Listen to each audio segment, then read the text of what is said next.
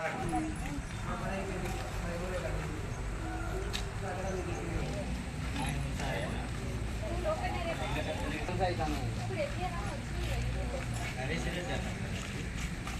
స్కూలే ఓపెన్ కాదు.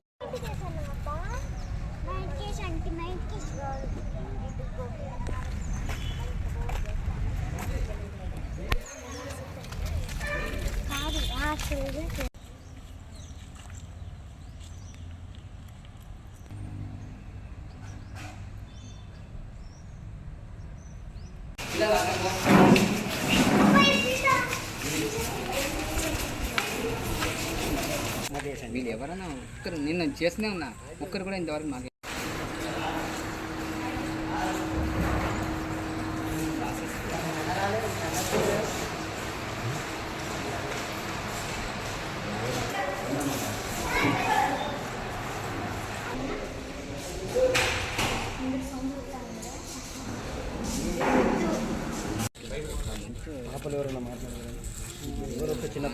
ఇక్కడ ప్రైవేట్ స్కూల్లో నుంచి పిల్లలంతా చదివిస్తానండి. మా పిల్లలంతా ఇక్కడ చదువు అంతా ఆగిపోయి వాళ్ళు అక్కడ నుంచి చదువు అంతా ఆపి టీసీలు ఇస్తే మేము కన్ఫర్మ్ చేసుకుంటాం, మీకు సీట్లు ఇప్పిస్తామని చెప్పారు. అక్కడ నుంచి టీసీ అంతా తీసుకొచ్చి ఇక్కడ ఇచ్చినాం. ఇంతవరకు అసలు కస్తూర్బా గాంధీ ఆశ్రమం అనేది ఇంకా ఓపెన్ కాలేదు. పిల్లలంతా చదువు లేకుండా ఇంట్లో టీవీలు చూసుకుంటా సెల్లులు చూసుకుంటా ఉన్నారు. మరి మా పిల్లలకు పరిస్థితి ఏంటి? ఇంతమంది పిల్లలు కాదు, కొంతమంది వచ్చిండు, ఇంకా చాలామంది ఉన్నారు. ఇది అక్కడ సుంచిపల్లి పోయి చేర్చమంటారు. సుంచిపల్లి చేస్తే సుంచిపల్లిలో 50-60 మందికి అక్కడ ప్లేస్ ఉన్నది. అసలు అక్కడ కరెక్ట్ లేదు. ఇక్కడ ఓపెన్ అవుతుందని మేము జూన్లోనే అన్ని టీసీలు పట్టుకొని వచ్చినాం. అక్కడ ప్రైవేట్ స్కూల్లో పోయి మేము గొడవ పెట్టి మరీ తీసుకొచ్చినాం. మా పిల్లలు చదువు అక్కడ ఇబ్బంది అవుతుంది, మా పిల్లలు మంచిగా చదువుకోవాలని ఇక్కడ చేర్చడానికి అందరం వచ్చినాం.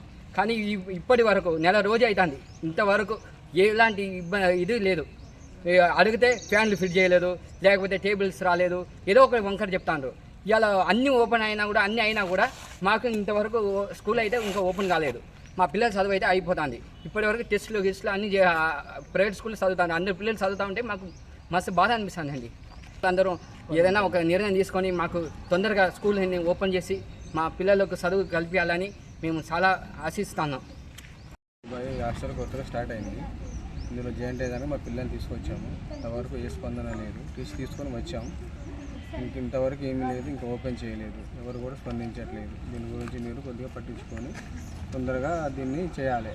పిల్లలు క్లాసులు పోతున్నాయి, ఇంకా ఎవరు ఇంకేమి ముందుకు రావట్లేదు. దీని గురించి అర్థం కావట్లేదు.